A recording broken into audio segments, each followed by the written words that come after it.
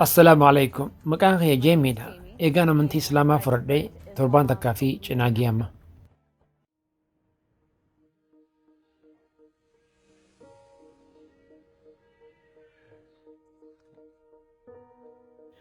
واو إسلام ما هي درا أني نما حالة غاري كباتوميت أني نما غاري انتر ما دل بلاي بوي ورا كوكولا فوتو خو إسان رات كونتر أما تشريفين خنقول يرو سنتي جراغا هدون فرچوتر حرارة نتي تو جيتي نفتيمي وانين خنقولوف أكك آمني خينا رابو فين جراغا قولو جيتي نفتيمي يرو ما يرون قولو هدون قولو جيتي نفتيمي akka yaada kiyyaatti ani jabduudha haraaraan isaan hin qabdu je'eetii yaada.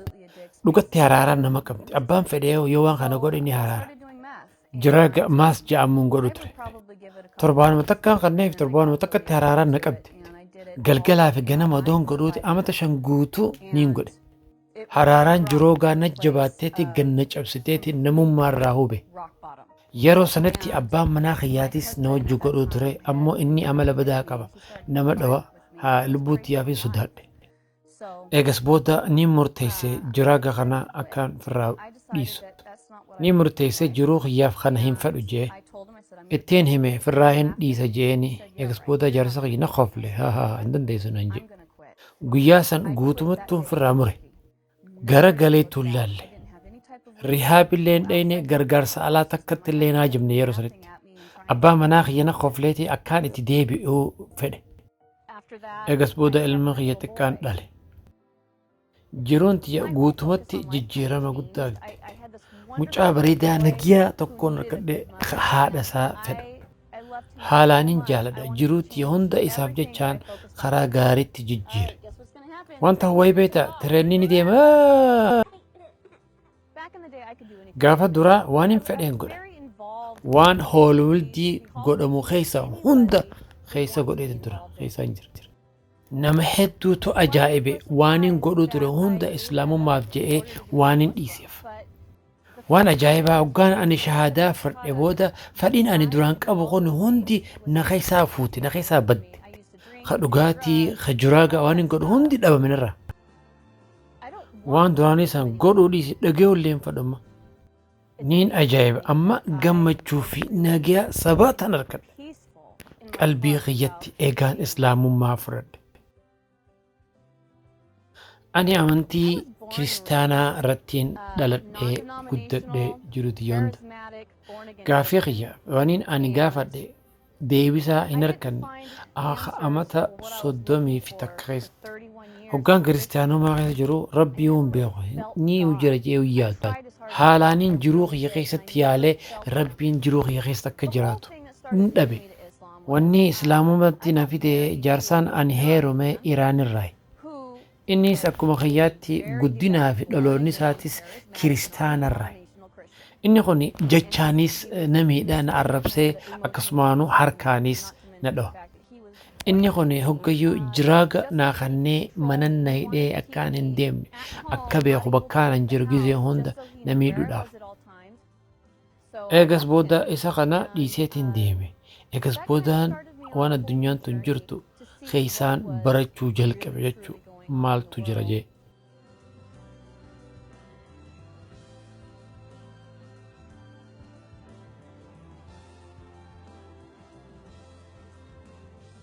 Ani maqaan kiyya Muhammad Faqiidha. Ani imaama Direktara amantii Islaamaatii akkasumas Islamic Institute Orange County irraa. Eegaan imaamummaa fudhadhee bara 2006. Eegas booda dalagaatii ta'e imaamummaa ittumaan fufe. Maskiinni keenya yookiin gandi keenya nama adda addaatti bakka takkaa walitti dhufe nama biyya keessaatii fi nama biyya alaa akkasumaanuu nama dhaloota biyya kanaatii fi dhaloota biyya biraarraa walitti dhufe. Fakkeenyaaf akka Arabniinis ni jira, ka Araban taanes nu wajjin ni jira. Dhanya kana nama addaa nama amantii Islaamaa fudhatee heddummaachaa dhufu jirani. Warreen amantii Islaamaa fudhatan heddummaachaa guddachaa dhufe. Takkaa fi lama torbaan irraa amantii Islaamaa fudhatu. Kuni amata kana amata hundaa miti. kuni ni heddummaate amantii islaamaa fudhachuu namni jibbaan fi yaada adda addaa argachuudhaatti. Namni irra guddaan amantii islaamaa namuma islaamaa irraa laalaniituma eegas booda qo'atanii baratanii shahaadaa fudhatan. Akkasitti irra guddaan isaanii jiruu isaaniitiif amantii islaamaa filatan. Yeroo hedduun qo'adhe amantii islaamaa odoon shahaadaa hin fudhanne dura. Beekuun fedhe baruun fedhe maaliif ilmi namaa amantii islaamaa haalaan jibbeenja qabaaf? TV irratti oduu irratti niin arge akkaataa itti islaamummaa qaban ilaalan. Dhugumatti gallaalee baruu fedha islaamummaan dhugatti akka isaan jaansani jee dilumaan qo'adhu dilumaan geessa gaffa gaadhe niin arge waan dhugaa ta'een arge keessa isaa keessa. Waan inni haalaan jaaladhu amantii islaamaa irraa kabajaa dubartiidhaaf qaban. Kabajaa haalaan guddaa qaba amantiin islaamaa dubartiidhaaf. Wanni dubartiin qabdu haalaan dalagaanis jajjabaa gurguddaadha. Waa hedduu qabna waan hedduu yaadna ilmaan keenya warra keenyaaf mana keenyaaf nutiitu ilmaan dhala sanuu bar dalagaa jajjabduudha ilmaan dhalu. Irra guddaan keenya mana tolchinee nyaata goonee ilmaan guddisnee dalagaa dalaynee manaas tajaajilli abbaa manaatis tajaajilli kuni dalagaa jabduudha. Wanni ajaa'ibaa amantiin islaamaa kana ni kabajji. Maskiidatti adda nu baasan akka dhiirtii hin waswaasne salaata keessatti. Islaamummaan haalaanii beeyti akka dubartiin humna guddaa qabdu qaama isii keessatti. Akkaataa itti nu dhiirtii nu laaltu isaaniif ni jabaatti. Dhiirtii ni dogongorti gizee nu agarti asanirratti. Gizeen ani kana baradhee haalaanii wanni kun islaamummaa keessatti jabaa ta'uu na qabate na dammeesse. Abbaa meeqaa jira? Takka lama sadii afur. Islaamummaa eegaan fudhadhee akkaataan kiyya haalaanii jijjiira. Harka guddaa haalaanii nagii argadhe. Duraan jiruun tiyya walqixan turre olii fi gadii fi rakkoo fi waa hunda keessan turre. Jiruun tiyya haalaanii khalkhala turte sirriin turre walqixan turre wani takkallee maaliif yoo jette waaniin qabadhee fi waaniin gadhiisuu hin beeku. Jiruu tanaa hin beeku ture maaliifin akkaan jiruu tana jiraadhu hin beeku ture duraan. Islaamummaa fudhachuu kiyyatti nagiyaa fi sabaataa qaamaa kiyyaa fi qalbii kiyyatti naa kan. Jiruun tiyya amma walqixxaatte waan an fedhu hunda argadhe nagiyaan argadhe sabaataan argadhe. Jiruun dhugaa amma na fakkaatte waan jiruu tana jiraachuudhaafu amma naaf gale. Jiruu tana waan amma jiraadhuuf amma naa gale amma niin beeka. Hoggayuu carraan argannu nama haaree baruudhaaf. Nama akkam akka ta'an isaan baruudhaaf. Eegas booda maskiidaan dhaqe isaan wal baree haala isaaniitii wal baruudhaaf. Haalumaan maskiida dhaqutti namni islaamaa hundi nan marsee naan taa'ee finna dhiyeessan. Nagee amantiin islaamaa qabdu nagarsiisan.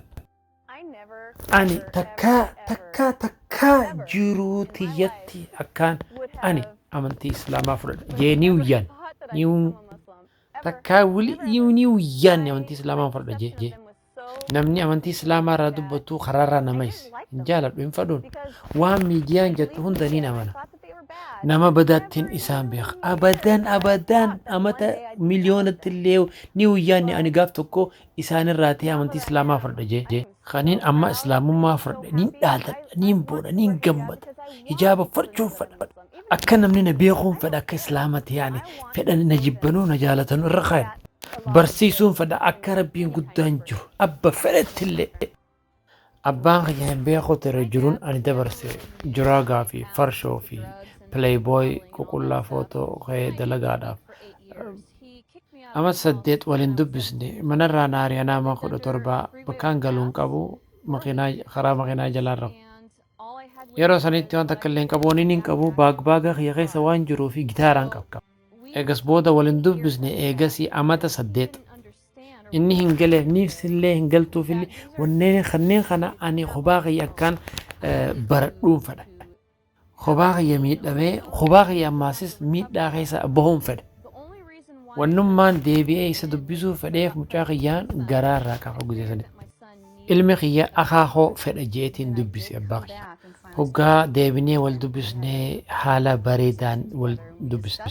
Waan dabarre hunda waliin haasofneeti eegas booda ahadii walii seenne akka wanni sun akka nutti hin deebine.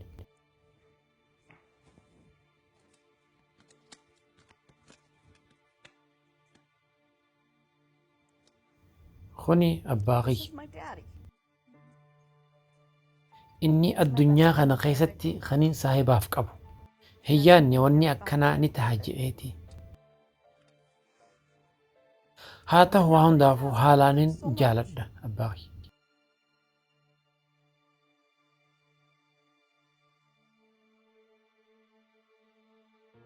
Yeroo duraatiif hoggaa abbaan kiyya beekee ani amantii islaamaa maagdeen fudhadhe biyya Saakramantoo jarurraa hin deebuu jira. Maskiida dhaqeetiin shahaadaa fudhadhe yeroo sanitti. Makiinaadhaan karaa manaa adoon deemu haalaanin sodaadhe itti himuudhaaf haalaan natti aara je'e. Katabbiin hin dubbise nin jeen baaba mee amantii islaamaa kana sammuu ta'e baniiti irraa waa je'e hin jeen hin jarjarinii waan TV irratti agarte hunda hin amanini. Maaliif je'ee naaf deebisee barreesse. Egaspoota nin jeen baaba ani amma islaam. Abbaan kiyya gammachuu irraa hin qabu kaniin ani amantii islaamaa fudhe ni gammanne gammachuu takka irraa qabu. Gammachuu takka illee hin qabu yaada mana dhiisee hammaan deemu takka gahe malaka bakka takka galla akkasumaanuu dalagaa takka dalagna eega gaafsanii dalagaa sanitti ani hin deebine. Wajji mana jiraachuun haalaanii jajjabaatte yeroo duraa saniif haalaanii natti jijjiirame.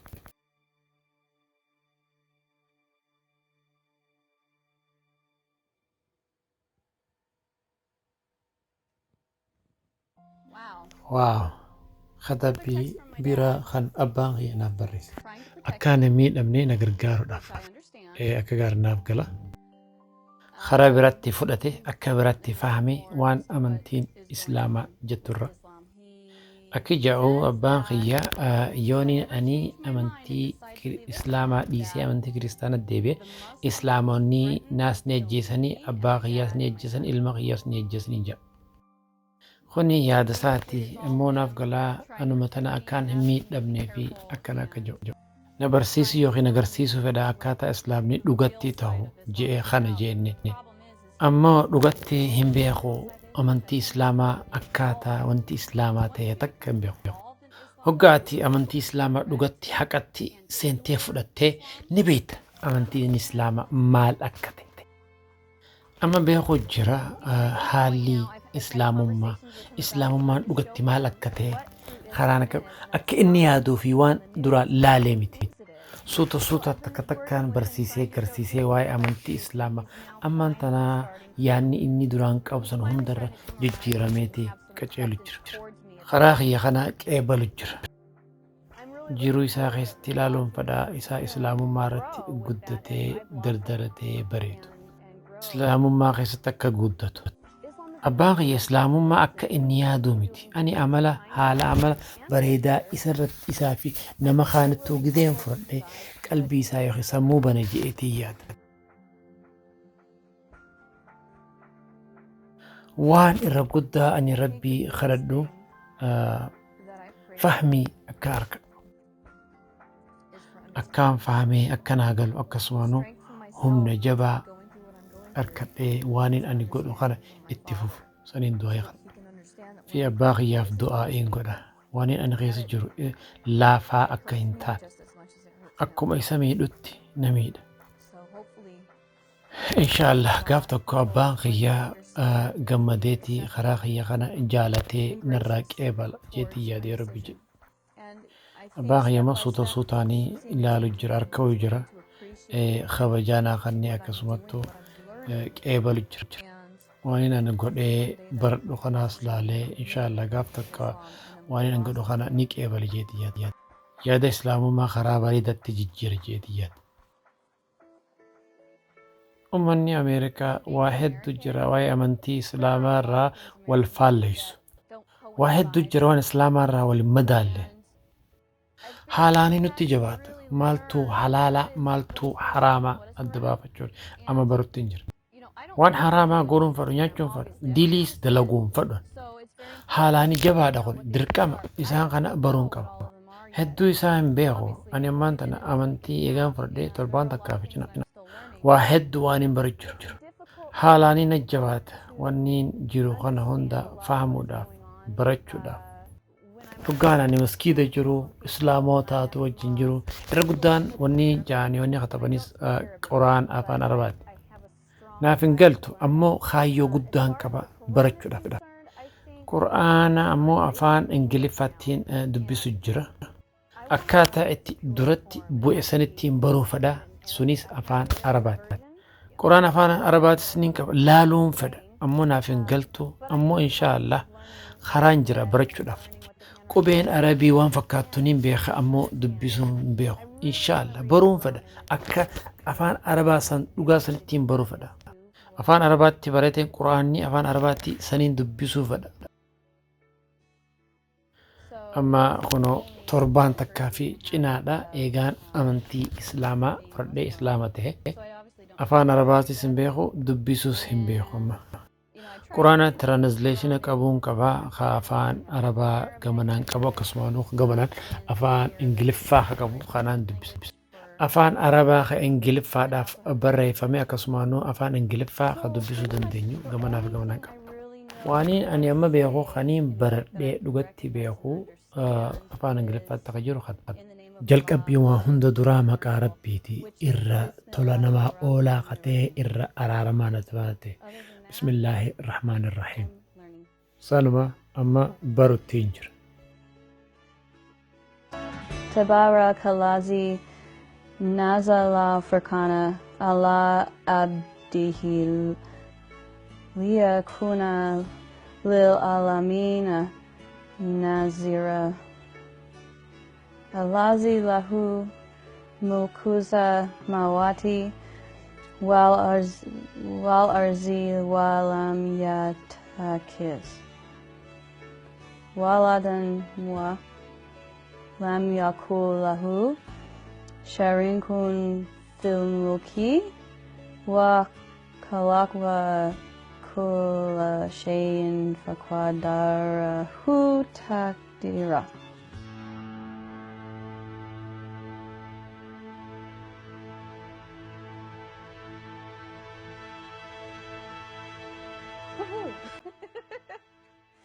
kuni haalaani jabadha'uu ilmoota qishoo amata sadii amma haasawa barteen fakkaadhe ilmi kiyya jeeran ni jaalata haalaan ni jaalata maskiida dhaquu jaalata haalaan ni jaalata hoggaa salaata wajji sagale akkasumaan mudawwara uffachuus ni jaalata itti boona ni gammada gizeeffate san gaariidha naaf haalaani qaali gatii hin qabu natti inni haalaani na wajjin hirmaata ni jaalata ni gammada arkee jira waan akkanatti na jijjiire kana qabbanaa fi nagaa hedduu nuu fide nagaa fi sabaata hedduu nuu fide sunni ni dhan arkee jira ni gammada sadirratti isa kuni haalaani isa gargaare karaa gaarii irratti wanni takka waniin ani jijjiiruuf murteessee halaal nyaachuun fedha dukkaana hedduu jira ganda keenya nyaata halaal hin gurgurre mana nyaataa arabaa fi islaamonni godha san dhaynee nyaanna nuti amma waanuma nyaata halaal gurguraniif jecha dhaynu nuti amma deeminsa sa'aat akka bakka qalmaa ka halaal itti qalanii jiran sila foon yookiin foon hin nyaannu sila foon halaal hin taane hedduu jira laaftuutti takkatti gutakkatti bakka dhayxee nyaattu ganda kana bakka hunda jira namni yeroon qabu biiziidha ni gamanaa fi gamas dalagaadha ijoollee isaaniitii fi yeroon qaban haalaan jabaatti asitti hoggaa itti yaanne nyaata akkam akka nyaannu booda akkam akka taanu akka namni itti yaaduu miti waa dirasillee hin jabaatu yoo dhugatti rahmata rabbii barbaadan eegaan islaamummaa fudhadhe akkasumaan eegaan hijaaba uffachuu jalqabe hoggaa magaalaa keessa haajaatiyaaf olii gad deemu waa bitachuudhaaf nama islaamaa kaniin baree warra dukkaana gaazaa keessa dalagu eegas booda dukkaana gaazaa kana qofaan dhaqa ummata gaarii ummata bareedaa na gargaaran biyya ameerikaa keessatti hoggaa islaamummaa fudhattee jibbeensi namni siif qabu amma agarta ammoo anaaf amantii islaamaa irratti hin guddanne waan warri keenya anaaf filanii naaf kannanii miti filannootii amantii islaamaa fudhachuun waa warri keenya itti na dirqee miti gargaarsa hedduu islaamota irraa arkachuu fi gargaarsa kuni waan hedduu na gargaare irra guddaa dubartii maskiida keessatti tolonaa oolan nama gaariidha isaan naafis bilbilanii naafis niif katabanii akkam jirtaa fayyaa nagaa na gaafatan haala gaariin na simatan gammachuun qabamoo na gaafatan akkasumaanuu yoon hin gaafii qabaadheefaa filannoo tiyyataaniin amantii islaamaa fudhadhe irratti haalaa ni gammadan ni beekan waan laafaa miti Ameerikaa keessatti amantii islaamaa fudhachuun nama meeqaatu quba sillaata mataan nooree ammallee huccuu bifa adda addaaniin uffadha ani nama bifa adda addaa uffatu irra guddaa bifa mul'atu akka gaaritti maaliif yoo jette akka namni na hubatee na laaluun barbaadu akka namni na laaluun fedha akkasitti gammachuun tiyya dhufti amma kaniin hijaaba fadheef fedhiin tiyya duraanii akkasumatti na jirti amma fedhii duraanii san hin qabu kaniin hijaaba fadheef jecha gammachuu namni na laalee ittiin gammadu san hin fadhamma gammachuun ani qabu amma gammachuu dhugaati gammachuu rabbi irraa dhufte sani gammachuu dhugaa ta arkachuu qabdu ta qalbii sabaata si qanitu yeromaan dura dursoo shahaadaa qabadheen hijaaba uffachuu jalqabe eegaan shahaadaa qabadhee sa'aa takka keessattiin dukkaana dhaqee dukkaana hijaabaa huccuu hijaabaa bareedaa bitadhe maaliif yoo jettee santuu rabbi biratti sadarkaa keessi ol kaasee kabajaa si godha rabbi biratti sattaradhee deemuun kabajaa fi godheettiin kabajaa islaamummaatti godhe maaliif yoo jettee dhiirtiin ilaaltee sammuu isaanii keessatti yaaddee dilii akka dalagan hin barbaanne namni na laalee tuni sattarattee deemti kabajaa qabdi jedhee akkana yaaduun fedhe sanin na gammachiisa amma yeroo hedduu dhiirri hedduu na laalee anis irraa gammadee ture waan qaanyaa waan kabajaa naaf hin qabne waan fofokkotaan uffachuu ture amma hin fedhu sattaradhee islaamummaa kabajaa itti godhee rabbi kiyyaas kabajee anis kabajaan harkadha kiloozita huccuu kiyyaa keessa seentanii akka laaltaniin barbaada akkaan jijjiirama guddaa fite akka billaachi huccuu jijjiirratuttiin jijjiirama guddaa fite akka duraan diliilii adda addaattiin hagoogamee ture jiruun tiriyyata duraanii jiraagaa fi haraaraa adda addaa bitaa mirgaa na wallaalchisan amma san hunda dhiiseetiin akka billaachaatti jijjiirame billaachi bifa jijjiirratee waan biraa fakkaata akka ati na wajji dhuftee akka billaachaa sanitti akkaan ani jijjiirame akka na laaltuun barbaada kunoo kiloozita huccuu kiyyaa kana waan hedduutu as keessa jira kaniin ani firraa haruu deemu dhiifama jechuu kiyya kanaaf hono ani waan akkanaatiin uffachuu ture dhugatti gabaabaa dheerina hin qabu darbisan firaa ani kanaan qaba kuno kana uffachuun fedha qumxaa wajjin huccuu gabaabaa akka ijoollee mana iskuulaa qaanyi haalaan gabaabaa amma ni beeyta waan hin uffachuu ture